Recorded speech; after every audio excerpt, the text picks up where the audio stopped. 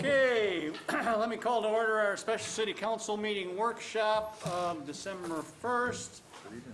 Second item on the agenda is discussion, review, and possible action regarding ordinance number 3342. Dan, continue. Thank you, Mr. Mayor. One thing I just want to kind of recap what we did last time. We went through Articles 1 through Working 3. With the Oklahoma Film Music Office in has the been staff report, I real had joy and indicated pleasure, there was, actually. They've not helped only us, did I make the first and changes foremost that with were locations, recommended, to shoot in a cave we like had this, another update that and to wasn't recreate quite the scene that we reflected in want. your Is one of copy, the most but it difficult was a locations. distinction between modular home and mobile and manufactured home. Essentially, the definition stayed the same. I just had the titles wrong. So the definition is for a mobile manufactured home, which would still remain a special use permit anywhere in the city. And then a modular home would be the one to where it still has to meet all the current building code requirements as well as any of the architectural design standards in that. So in a more updated one, those were switched around. But as I indicated, all the other stuff is been changed per our discussion. So now we're in Article. Question for clarity. Oh, yes. Okay, on the modular home? Yes. Is that something that is or is not pre-wired, pre-plumbed? Is it just a snap-together thing, or? Yeah, I mean, it can be. Because I don't know how you'd meet codes if they weren't already met. Well, through basically the facility and where it's built, because it's still something that can be taken as usually maybe a couple pieces to a property in that. So through that manufacturing, if you want to say process, it is. I'm just trying to understand Yeah. modular as opposed to the other. Yeah, and it is. Because I don't know how they'd snap together if they're, I don't know how you'd do that. Well, yeah, and on the construction side, to be honest with you, I don't know that, Okay. exactly either. I just know that That's the only clarity I wanted, and you don't yeah. understand my. Okay. It'll meet all the respective codes as a on-site stick-built home would.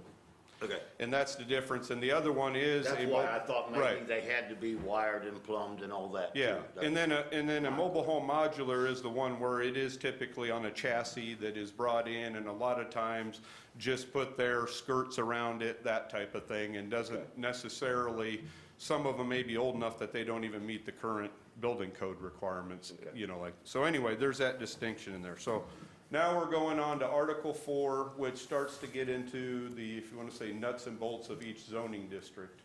As we talked about in Article 3, there's a couple new zoning districts that have been added, and we'll be going over those. But in the agricultural zoning districts, there was essentially just some minor changes to the land use table. For instance, there was the incorporation of medical marijuana because we allow grow facilities in the agricultural zone districts, so that was put in there as one of the land use updates in the table. There was also the, I think there was, and then of course, as I said, the modular mobile home manufactured home distinction. And I think that was probably, there's the, oh, and then the telecommunication towers, which we'll talk about later. That again was put into the land use table. Minor residential and major residential. Again, we'll get into the nuts and bolts of those later. And then some general kind of cleanup with some of the stuff, but there wasn't a significant change in a lot of the uses that are either permitted or not permitted. But also to go back, you'll notice one of the things I did is in each area I combine or put all of the zoning districts at the beginning along with their explanation of what each of them do.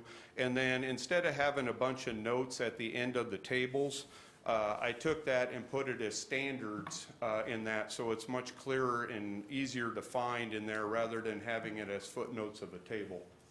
Let's see, whoops. There we go. Yeah, and then in all of our zoning districts, there were updates to the setbacks, lot coverages, and that. And again, we'll go over each of those. But one of the things that each of our zoning districts had was probably 3 or 4 scenarios for setbacks. It really honestly didn't make sense. It's kind of back to an older code type thing. So what I had done is take it to simplify it, where we have, you know, typically a 25-foot front setback, a 20-foot rear setback, and 5 foot on each side. It went further to, in my mind, further restrict the backyard, because we had lot coverage for overall lot as well as lot coverages that was specific to the rear yard. And, you know, as I've said before with a lot of the other stuff, it really added problems to people trying to develop properties, whether it's a house, whether it's accessory structures. So we're going to a flat, you know, lot coverage for the whole lot, and then again, the standardized setbacks instead of, you know, even having where it says from rights of way and all of that. Again, none of it's really going to change what we're doing. It just makes it easier and more simplified within there. And as I indicated, in the A2, the lot coverage did increase to, I think, a 35%. I lost my marker here. I should have done like Leroy and had my yellow tabs on there. The A2, sorry about that. Let me see. Went Are you to on page 31/38?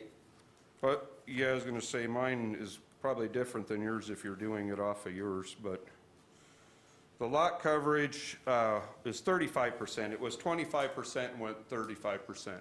And you'll notice that'll be consistent because even in our R1 right now, it's 25%, and the updated code will increase it to 35%. So the A2 kind of acts more like a, and that's why it's called a suburban district, almost like a single-family large lot type zoning. So it'll have similar lot coverage, but 35% in an A2 with most of those lot sizes will be sufficient and shouldn't cause a problem.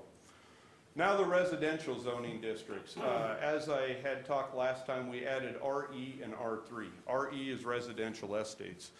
In the comprehensive plan, it had indicated, much like we've talked, where there was the recognition of larger lots in our community, anywhere from 1 to 3 to 5, even 10 acres. One of the issues we had with that was not only the accessory structures, but honestly our code is regulating them in a manner similar to a 7,000 square foot lot in the middle of the town. And even, as I said, our comprehensive plan made that distinction that those probably should function slightly different. It's still going to be a single family zoning, but it is going to allow animal privileges. So in that zoning district, you can have animals.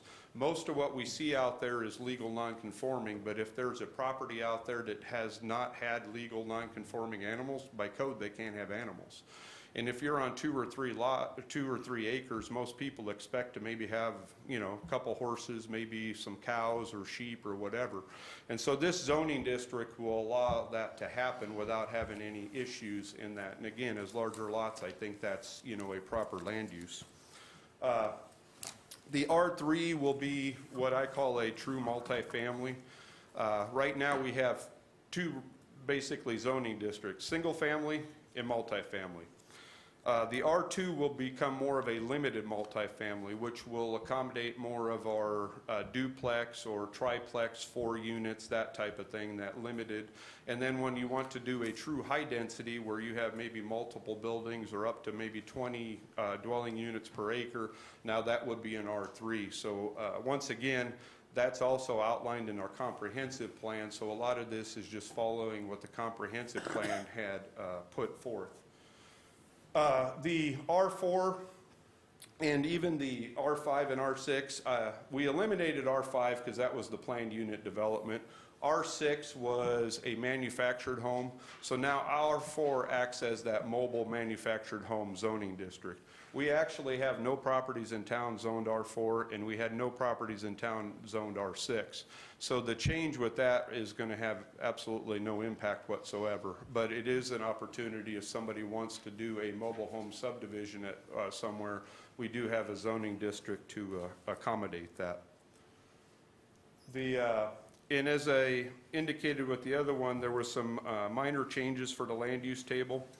Obviously, there was the addition of RE, which is residential estates. As you'll see, most of the uses that are either permitted, not permitted, or special use permits are consistent with R1 because of the fact that it is a single-family zoning. As I indicated, the big difference is RE will allow animal privileges. And the way I have it set up in there right now is animals will be based on your lot, but it'll be on basically a animal unit, and then you'll get certain amounts of animal units per half acre. So for instance, a horse, a donkey, or a mule is considered one animal unit. So on if you have an acre lot, you can have 2 horses. If you have 2 acres, you can have up to 4, and et cetera, et cetera. And so the different animal units will be in that manner. So there will be a control on it to make sure that somebody doesn't have, you know, a 100 or 200 head cattle operation in the residential area in that. But again, the more property you have, the more ability you can have more of a ranch and horse uses in that. So also you'll notice there was a requirement in there to have basically the barn in that a certain distance from the dwelling unit in that, or from any other dwellings, churches, or neighboring properties. A lot of that goes back to, again, to make sure that somebody doesn't put their barn right on a property line or close to a property line and another house is next door, so it's kind of being the good neighbor type thing in that, but there's that in there. And so with that... Where is that? Oh, I'm sorry. It's in the first part, and that's under the specific district regulations. Yeah, 2.2 A and B, and that's where it calls out the type of animal units and how many you can have, as well as the Oh, distance. there's the barn. Yeah, for the barn. And still, just like in the ag or the RE and all that, the city had adopted an ordinance, I don't know, maybe 10 years ago, 15 years ago, that any hog or swine type, or hogs or swine of any regard are prohibited within the city limits, and that's still in place. That's not going to change. So again, even in that area, you're not going to have hogs as an option. It's going to be, again, more of your cows or horses, sheep, goats, that type of thing. So I need to get rid of my 45 head of pigs? Yeah, you probably should. And going on to the Hey, Brian, if you I think don't, they'll it's there. squeal on you. Yeah, That's the a good one, dimensional too. standards. A couple things that were in there was, again, in the RE, it's a minimum of 1 acre lot size. So again, anything smaller than that, you're not going to be allowed to have in the RE. So it's for any property that's 1 acre and above, whether you're creating new or even if you're looking to rezone to that particular zoning district, you would have to have at least 1 acre. The minimum lot sizes are consistent with what we have, or stayed the same, other than, again, we added RE. In the R3, it'll be a minimum of a 21,000 square foot lot. Again, that's really not big for that, or an outrageous requirement, because you have to remember that's our high density in that, so a lot of those properties are probably going to end up being 1 to 2 acres in that when it's all said and done, but the minimum is 21,000 square feet. One of the other things is I kind of cleaned up the minimum width. One of the things we had in our code is it said you can have 35 feet of frontage, but at the point you get to the building line, it has to be a minimum of 50 foot wide. In that. So basically, it's almost like you can create a small flag lot and then expand it out. It's a lot easier just to be at the beginning saying 50-foot wide lot and be done with it, so then there's no issue. And again, it takes out a lot of weird shaped lots and that type of thing. So that's really what kind of got cleared up in that area. I did add densities that we currently don't have. And a large part of that was, again, to understand, and so it's fully known what each zoning district is trying to accomplish. So again, RE is 1 dwelling unit per acre. The R1 did not change in terms of density. It's just spelled out now, because currently R1 is a 6,000 square foot minimum. So if you put 1 unit on a 6,000 square foot lot, it equates to roughly 7.25 or I think maybe slightly less, 7.16, something like that. So I just made it 7.25. The R2, that would be 12 units dwelling units an acre, and again, that falls in line with a limited multifamily. So in a lot of cases, that will allow on a lot of the lots a duplex, triplex, fourplex type development. But as you'll notice, the requirement that we have in the code still applies, and that's why I said it falls into density, is currently you have to have 8,000 square feet to put 2 units in R2. If you want a third unit, it has to be 10,000 square feet. And so for every additional unit that you add 2,000 square feet of lot area. And if you do the math, it comes out to around 12 dwelling units per acre. So like I said, that really isn't changing, it's just spelling it out. And then as I indicated before, the R3 is going to be your high-density residential, where you can have up to 20 dwelling units per acre, so it's going to be. And then the same with the R4, the 8 is consistent with what we have, which is basically 1 unit on a 5,000 square foot lot. The lot coverages, again, would be proposing to be changed. One of the things that we currently have issue with, honestly, is our lot coverage in the R1. It's very restricted for the most part.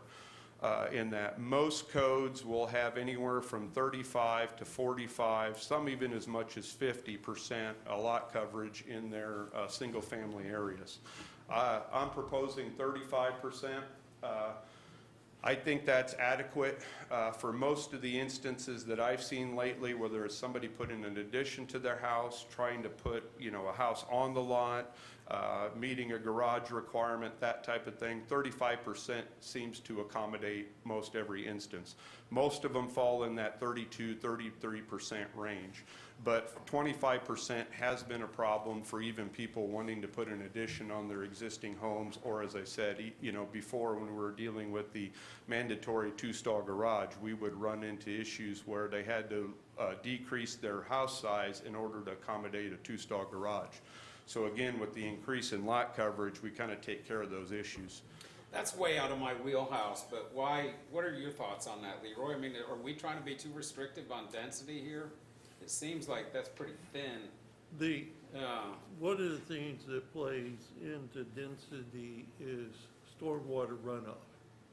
And so the more density you allow, the more intense or robust your stormwater detention is going to have to be. And so 25%, you got more permeable ground for it to soak in. If you allow 35%, when you look at a new subdivision plat, that will have to be taken into consideration when you look at your stormwater plan, that 35% of that lot. So some of that ties back to planning for stormwater runoff. But 35% is pretty generous, and I have no problem with that. Yeah, and like I said, it's pretty typical. If you look at most codes, and even outside of Oklahoma, usually the low end is 35. The high end, you get into 45. I've seen some up to 50. So it does vary, obviously, per community, but 35 is usually about the low end. And so that's why I kind of went with that, to not make it too much, but again, give a little bit more, if you want to say, leniency to what we have now in that. And the same with the R2 and the R3. It's the same concept. In an R3, you're going to have some more units on that particular property, and especially the R3. So you logically need to have that that lot coverage increase some, because if you have an R2 where you have limited multifamily and you limit it to 25 or 30% lot coverage, a lot of times in an indirect way you're limiting density or development, because they can't get, density may say this, but lot coverage says this. And so that's why I tried to make all of that fairly consistent, so we didn't have those issues again where, one requirement says you can do it and the next requirement says not so quick. And again, the 45% in an R2 and even 50% in the high density is pretty typical of most codes in most areas. As Leroy indicated, on development, whether it's a single lot or a subdivision, all of that is going to be taken into consideration when doing the drainage, just like a commercial building when they put in parking surface as well as the building. All of that runoff and impervious surface has to be taken into account for drainage. So, but again, it just keeps it to where we don't get the different requirements bouncing up against each other. And as I said in the ag, I did the same thing with setbacks in the zoning districts. I basically just cleared it up. Again, in the R1, it's 25 front, 20 rear, 5 on each side. That's basically what we have now. There were some exceptions that allowed less setbacks in the rear or lot coverage. You'll see there's still the ability for rear accessory structures off the alley, such as a garage, to be within 3 feet. But for your primary buildable area, your house and anything attached to it, it's the 25, 20 in the rear, 5 on each side, which is what we have. So most of the setbacks are the primary setbacks we had. I just, again, took out a lot of the other stuff that really didn't do help. It just made matters worse for the most part. And then the maximum heights actually increased across the board, and that was at the recommendation of the Planning Commission. Currently, we have 33 feet, like in the R1, 35 feet, I think it's in the R2, and they requested, or they recommended that they go to 40 feet in that.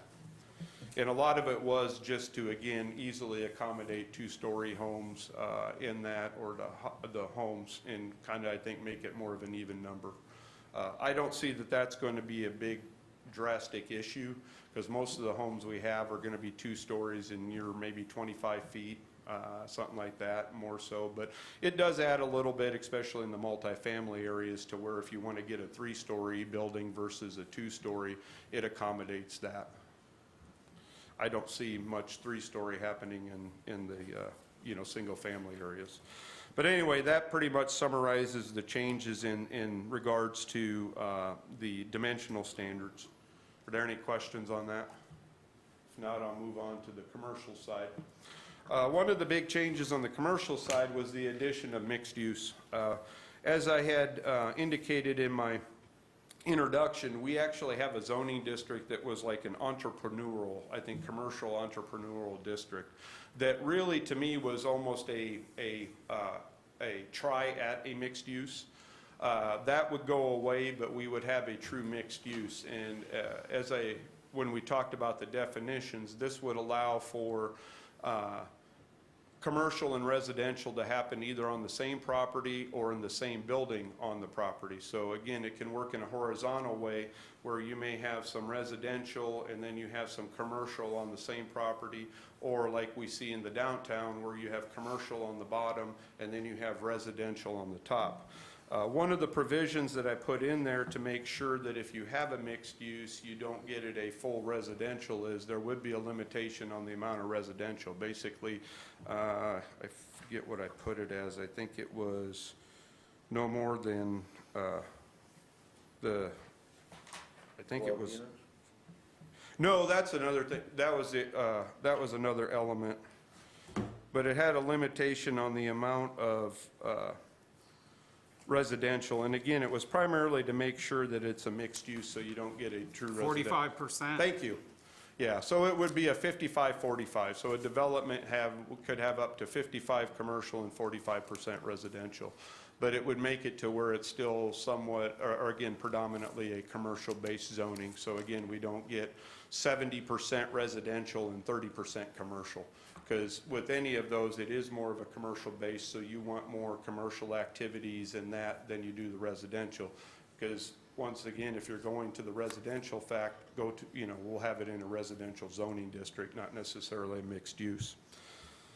And the other thing that I had put in there is within the C1, right now there's actually a limitation, or I should say it requires a certain amount of the building to be used for something other than storage. So actually in the R1 right now, you can't have a building used for nothing but storage in that. You have to have some type of commercial use.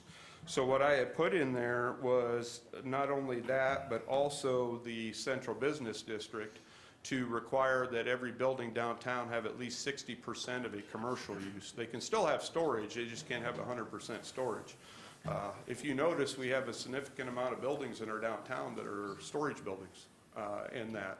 And that's probably not conducive to what we want for the downtown and ultimately the business in the downtown. So this would put a limitation on it to, again, say, you know, you can have your storage, but you're going to have the majority of your building have an actual commercial use or a functioning use. And like I said, we had that in our C1. So you're limiting the residential to 40% or 45? No, 45. No, what I was saying is on any building, I moved on to the central business No, I district. know, I'm and there, oh. but they tie together, do they not? He's talking about storage in this one, though. Okay. Yeah, but there is a limitation on the, Is that all this one is storage down here? yeah, the deed talks about basically the primary use of the building. Again, it takes away the primary use of the building being storage. So if you have a building downtown and you just want to store stuff in it, the code says no, you have to have some type of functioning business in there. So what do you do with the people that have those buildings with storage in it now? Are you prepared to enforce that if we approve this? To some extent, yes. Yeah. Or we're gonna go over those enforcement actions, I assume, at one point? Yeah. And like a lot of things too, it's there to prevent further issues with that, you know, probably more so I than get it. everything. Yeah. Because again, the last thing we want is the downtown to be full of buildings that serve no other purpose than storage. So, Dan, how do you Yeah. do a max footage back up to A on 45%? Let's say you have a building, and it's 10,000 square feet, Yeah, and it's two level. yeah, Bottom's 5, top's 5. Well, obviously, you want the top residential, you want the bottom commercial. Right. So there's going to be leniency there, or you can only have because you're going to have 50% and 50% at that point. So I'm just curious how we're going to keep this 45% under control when most of these buildings that have residential, don't they have the whole top? yeah, but Or it doesn't, residential? yeah. I mean, we can probably make it, I mean, I guess we could, you know, even take that requirement out altogether. Or I just see do what you're 50, saying. 50, you know? Yeah, because there would be, you know, the possibility of some limitation if you're building a new building and you want to go maybe 5 stories. And, you know, you do the bottom commercial and then the top 4 stories you do residential. That obviously is going to exceed 45%. I don't know if we're ever going to see a 5-story building such as that, but, you know, I understand your point. Or the existing buildings that are 2-story.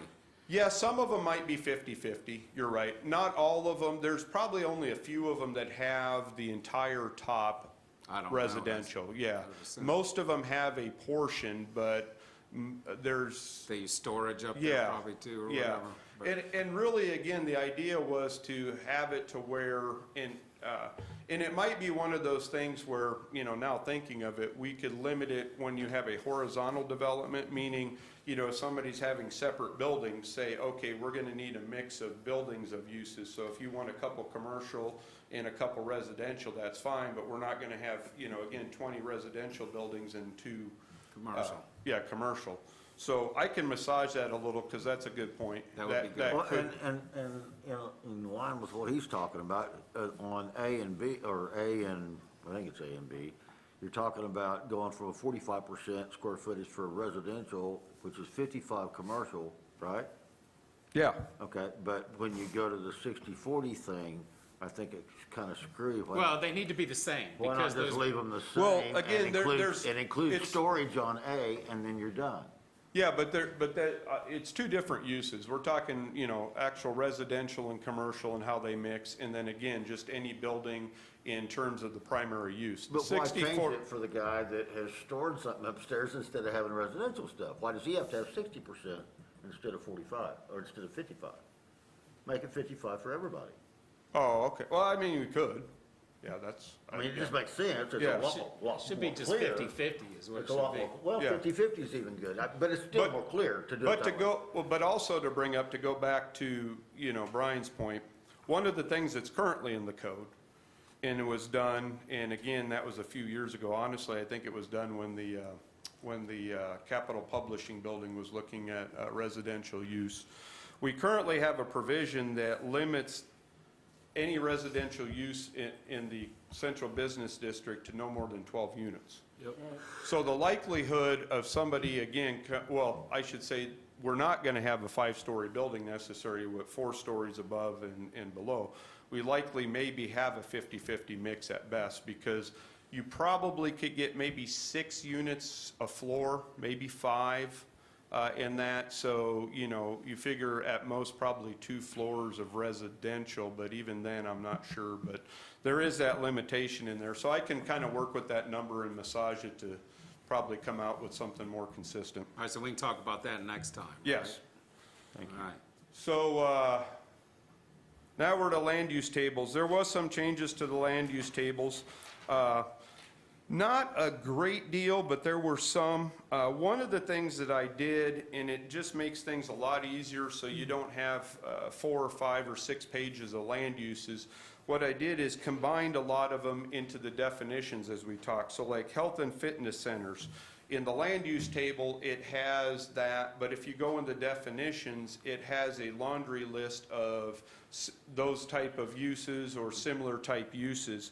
And the same with retail and that. So when you go through the land use table, if you don't see some of the typical retail stuff, you just go to the definitions and and you see most of them in that. And again, it also goes to help when we have to make a determination on a use that isn't specifically in the land use tables. We can go back to the definitions in that, and it helps to say, yes, that is retail, or it is health and fitness, and that type of thing.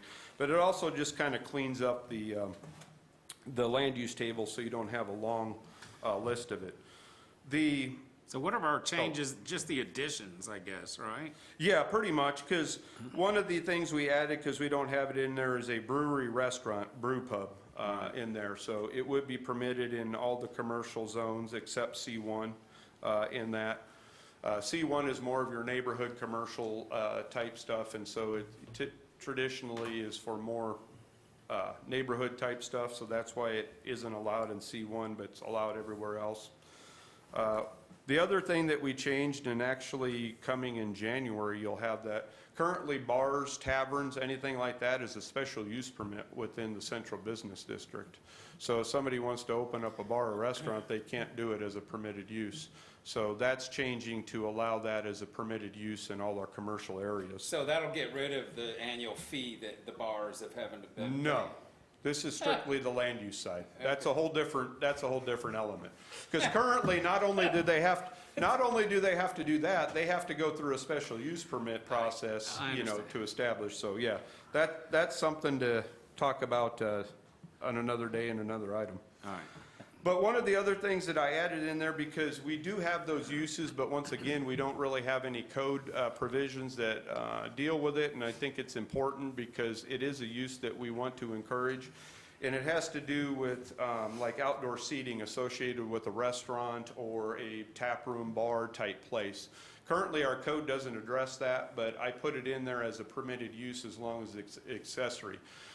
But I also put, if you have like a beer garden, so if you have nothing but a standalone kind of, again, beer garden, there's no restaurant or anything, and it's just a beer garden, that would still require a special use permit in that, so it probably needs a little bit more review for siting versus your, typical outdoor seating type of thing. Now, that beer garden would only be in an event thing, right? No. Are you talking about a permanent beer garden? Yeah, I'm talking if somebody wanted to do more, like I said, yeah, of a permanent. The events would be completely different because that's through our current, but it's even like if you wanted to take maybe even, like put 4, 5, 6 taco trucks on a property and something and have that on a more regular basis. Not something we necessarily want to discourage, but I think it may be a use that we want to make sure that there's a little bit more review. So a lot of that would fall under kind of that beer garden. I just put it as a beer garden, but those type of uses would still require a special use permit. But again, if you're going to open a bar, in that, and you want to have outdoor seating, have at it in that. So again, those are the big changes. Again, added the telecommunications towers to it. Going on to the dimensional standards. Before you go Oh, any yes. further on telecommunications towers, Yes. are those going to be permitted at all Yes, we'll The get to it, yeah, residential because that's part, Inside the city, in Yes, there- residential areas? I, They're doing that. I completely rewrote that section, and it's part of Article 5 that'll be coming up. There's a whole section on that, and it has the updated stuff in that, so we'll be going over that I down the mean, most road. people don't want a radio tower in their backyard, so I just was But curious. most people do want cell service at their house. In commercial areas, yes, but I'm just talking No, about. no, you're exactly right. Talking about in their yes. backyard, do you want the In- backyard? No, I get that. Yeah, and the telecommunication portion of it covers all that. Because the problem with our current ordinance, it doesn't clearly state where it is or isn't permitted, and honestly, it doesn't even clearly state how you go about permitting them. It basically just says the planning department should keep track of them, that's about it. Our water towers are a good asset for that. Yeah, no, exactly, because it still allows co-location, but anyway, that, we'll be going over to standards, because Carry that's in on. the next article. There really wasn't any changes to the standards for that, because in most of our commercial in that, there are no lot coverages, no setbacks or anything like that. And so it really comes down to being able to put your building landscaping and all that and meet all of those requirements. And that's pretty typical of most commercial areas. In the C1, there are some setbacks in that exist, and that's again because it's in a neighborhood setting. And so normally you want to have that, if you want to say fit in with the neighborhood, so you will have more of the setbacks, but all of that isn't changing. It just kind of put it in a nice, different looking table, if you want to say. So that moves us on to the industrial zoning districts. What page is that? I'm Oh, trying to- that Oh, would there be it just is. I get section it. 4. Got Yeah. it. With the I-1, I changed it to a light manufacturing and warehouse. Restricted just has a bad connotation to it. It just sounds like, you know, you can't Sounds really. restrictive, doesn't it? Right, exactly. So in most places, it's called light manufacturing, so that's what I changed it to. And one of the things that I did is in our current industrial zoning, again, it lists almost every possible use that is imaginable, some probably realistic, some not. And so we have this 2, 3, 4 pages of uses that really we don't need to, I guess, have that long a list. One of the big things I did is created a general light manufacturing, a general heavy manufacturing, and a manufacturing assembly. And that kind of encompasses really what you're looking for in the light manufacturing to the heavy manufacturing and that. So that definition takes care of a lot of the areas that we don't necessarily need to try to spell out. As you'll see, there's still a lot of the primary stuff in there in terms of different uses, but that'll help a lot by, again, not having, you know, page after page of land use table. And more importantly, as I indicated, like with the commercial, you're going to have uses that aren't always in there. And so by having those definitions, we can more clearly say, yeah, that's a light manufacturing, you can go into I-1. No, that's a heavy manufacturing, you're going to go into I-2 in that. Because there's so many specialties in when you get into the industrial side in that, it's hard to list them all. But really outside of that, that's pretty much the changes. Because again, in the other areas, we have certain setbacks in the I-1 which are staying the same, and then in the heavy manufacturing, the couple of setbacks we have are staying the same. It was just making the table consistent with the rest in that. And then finally is the added a public facilities zoning district. Once again, this is one of those that there's basically have an availability use. Our comprehensive plan also indicates that zoning district, but it allows for us as a city or even a school in that to be to rezone a property to public facilities zoning. One of the benefits it does is if you look, the dimensional standards and that, how it lays out is basically consistent with the commercial. So again, there's not going to be specific setbacks or that it's putting the building on there and the parking and landscaping and all that and meeting the requirements.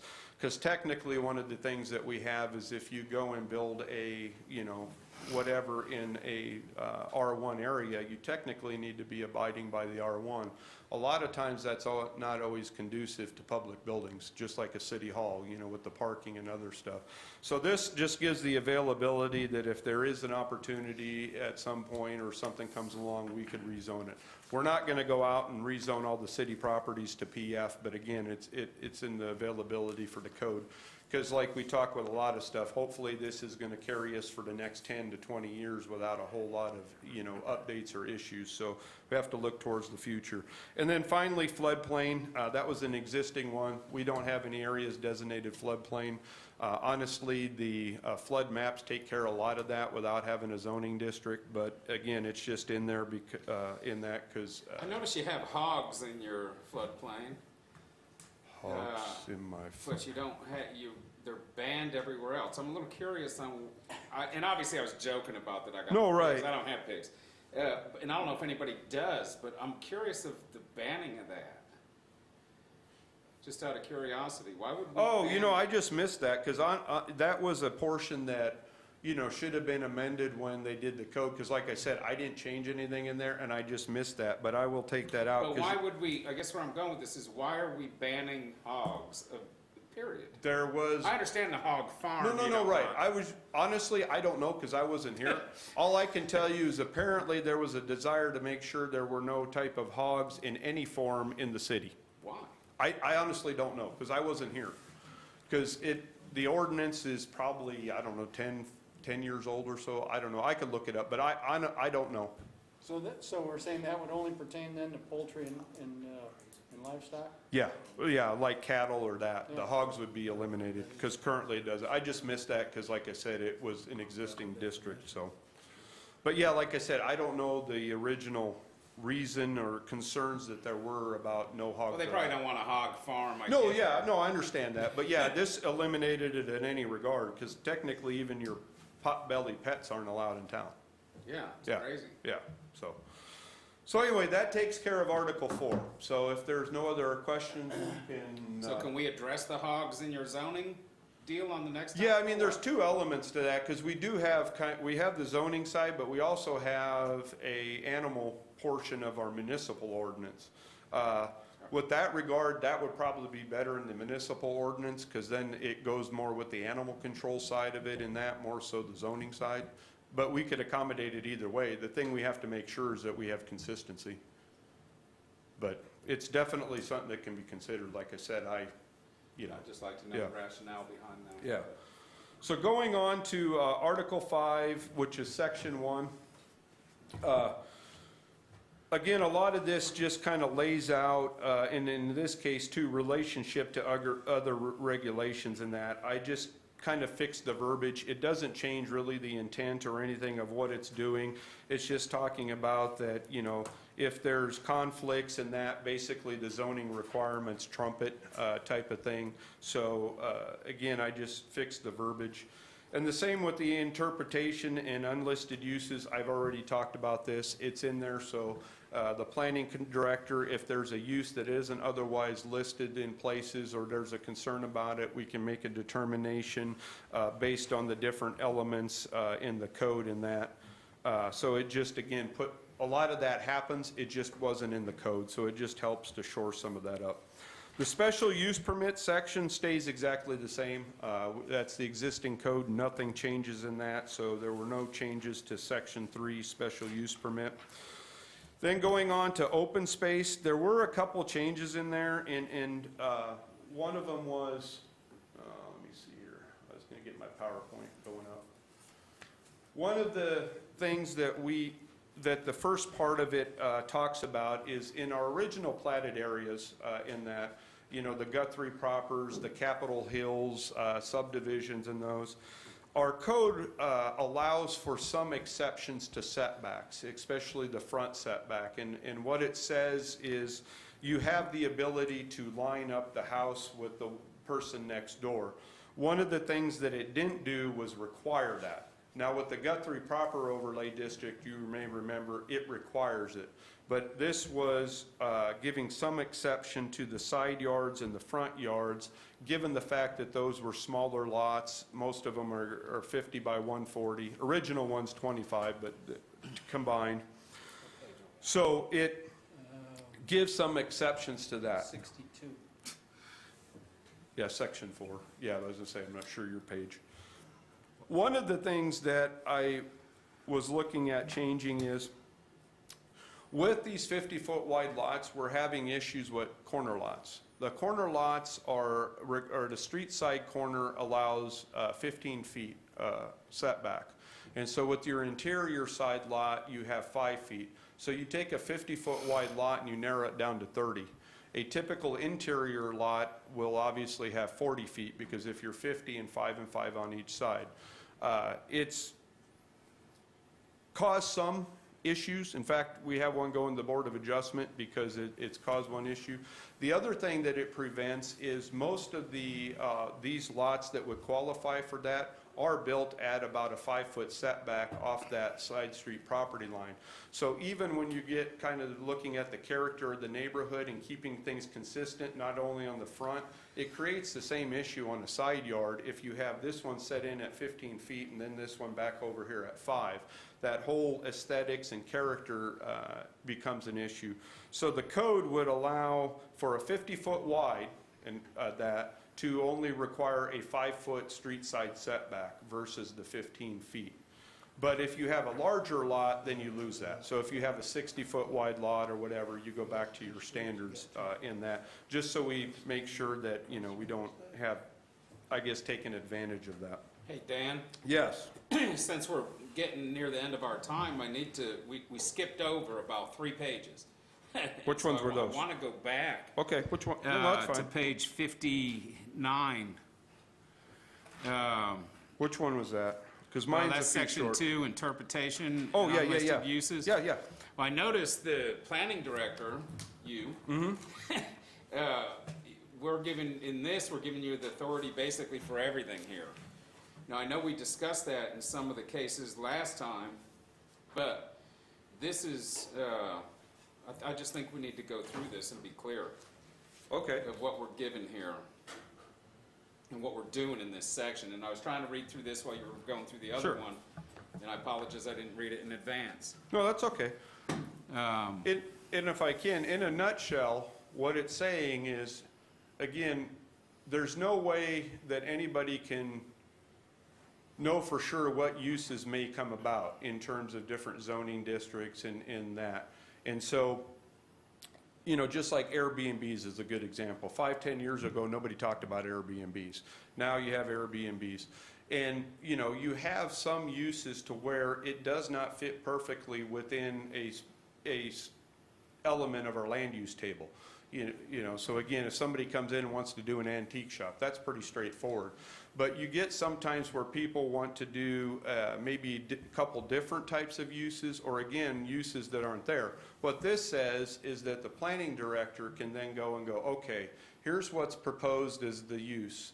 Now, what other uses are going to be similar or have similar characteristics? That's where definitions come in, other land use types come in, and I can make a determination to say, okay, based on what you're doing, based on what the different uses are in the codes and the definitions, you now are in a C2 zone, or you will need a special use permit for whatever. That's what it's saying. It doesn't give me the authority to do really anything else.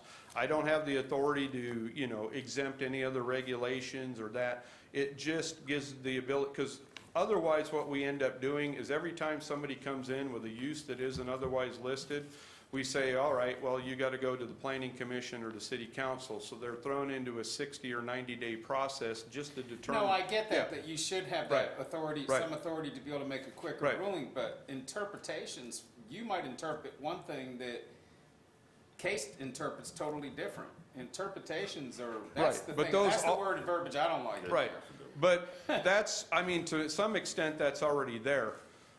Because if somebody doesn't agree with my interpretation, then they can appeal that to the Board of Adjustment. And the Board of Adjustment can say, you were right, you were wrong, in that. So there is an appeal process for that. And it's on either side, whether I make a determination or an interpretation to this and somebody says, no, you're way off, that shouldn't be allowed. It can be appealed to the Board of Adjustment, and this, you know, in either fashion. And that's pretty typical of most planning, if you want to say, a lot of places have, a person that's the zoning administrator, that's their title, and that's what they do, part of what they do. Obviously, we just have the planning director. So that's what it's saying. So if there is a disagreement, there still are processes in place to go elsewhere to say, yeah, you're right or you're wrong. And it's just like the building side, we actually have an appeals process for that too, if there's an interpretation on the building side in that. Yeah, So- but you're determining entire zones at this point. You're determining that it's a complete different zone than what they're in. That's a big deal, isn't it? Or No, maybe it's not. No, what I I'm mean, what do you saying think, is, Leroy? it's not saying that we're changing zoning districts or anything. Again, it's all predicated on a particular use. So again, if somebody has, whatever use they are looking to do, and we can't clearly find it in our land use table, this gives a interpretation I ability. understand. And it's gonna hopefully speed things up, I get that. Yeah, Leroy's got a question. Or an answer. One of the flaws in this concept is if I'm an individual and I want to build X, Y, Z, and I come in and it's not in the listing of things available, and the planning director looks at it and says, well, that fits in C1 or C2 because it's similar to other things in that list. Okay, that's one thing, because that's the individual. He can appeal that if he disagrees with Dan. But if it affects a neighborhood or a business district, and Dan makes that interpretation, they don't know to appeal that until the building permit's already been issued. So there has to be some limitation, because what if a neighborhood has a different interpretation? They won't even know to appeal that, because they don't have any notice that Dan has said, well, X, Y, Z fits in this category as a permitted use because it's similar to these things. I So don't know if what that would the makes sense. language have to be? So are you saying that you You're, agree with you're, this thing? you're ahead, I'm a remedial reader, and you're all way ahead of me, and I've got questions. So that we're gonna come back to this is Yes. what the bottom line Yeah. is. I've not got to that point yet. Okay. I'm a I just wanted to make I'm a sure that we slow weren't just reader. gonna leave that, because there are some, not that you're not trusted, Dan, but you're not gonna be here forever. Someday that position may be somebody else. yeah, but it goes with the position more than anything. I mean, honestly, the answer is, then any use not listed, you make a special use That's permit. That's the alternative. I think you're Dude, doing a he's good got- job on this so far, but there are That some would be a questions. slow process. Oh, sure it would. Yeah, and you're gonna have a lot of people that just say, forget it, I'm going elsewhere. But honestly, that's, probably your only alternative. All right, so more to come on that. Yeah. Are we done? Well, what I'll do is I'll get through, because these next two are gonna be really quick, because there's no changes in height. We're holding you to it. The Yeah, lights came on, that's why I. right. There's changes in height, which, there's no changes, and all it talks about is how we figure height, literally. Section 6, which is architectural design, accessory buildings, and fences. The only change, this is the one we recently had adopted and is now in effect. There is a couple changes to that. One, it's just accommodating the new zoning districts, because those weren't around, obviously, when we did that. So it's just acknowledging RE and R3. And then the other big change of that area is the allowance of accessory dwelling units in that. And actually, that might be a good place to stop, to be honest with you, because there might be questions in that. So we'll pick up with accessory dwelling units at the next one in that. And just real quick before we end, in the staff report, you kind of saw my timeline of what I was hoping or expecting. Once again, if that goes more, then that's fine, because this is something we need to make sure everybody's on board with and happy with. So that's just, again, a timeline to hopefully keep us kind of on course, but if that changes, then so be it. Well, So, you're doing a good job, Good. Dan. thank you. Good. A lot of work. All right. Yeah. Leroy, question?